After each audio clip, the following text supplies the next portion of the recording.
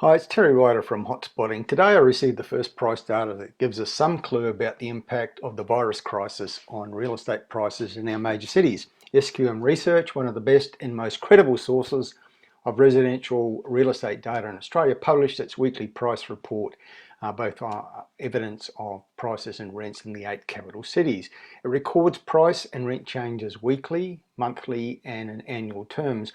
And given the recent onset of the virus crisis and the increasing shutdown of normal life in Australia, including the real estate processes like open inspections and auctions, the most interesting and pertinent figures are the weekly and monthly ones. And these figures don't show any major negative reaction to the pricing levels according to SQM Research. Looking at the monthly changes, they've actually had meaningful rises for houses in Sydney, Melbourne, Perth, Canberra, Darwin and Hobart.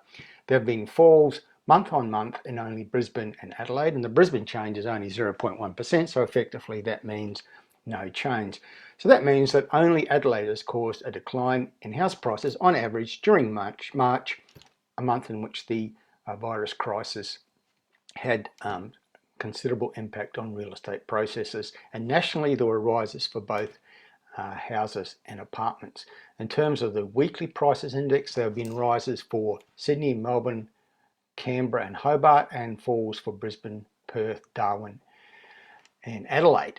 Now, I'm not a big fan of short-term indexes, monthly and weekly figures. They're often too short a time frame. The results can be erratic and sometimes meaningless. But given the dramatic impact of the coronavirus and the economic crisis it's causing, we'd expect to see some evidence of price decline. But so far, based on the SQM figures, not much evidence of that happening.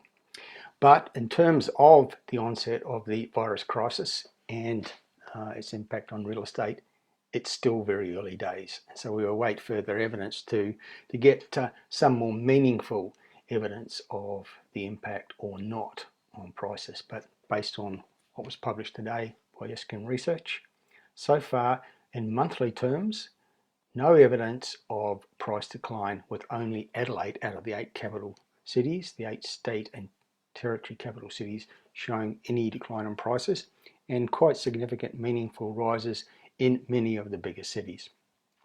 So as I said, it's early days. We await further evidence, and the next evidence is likely to be published in the next day or so when CoreLogic publishes its monthly prices report, and we await that report with a great deal of interest. That's it for now. Bye for now. Let's talk again soon, probably tomorrow.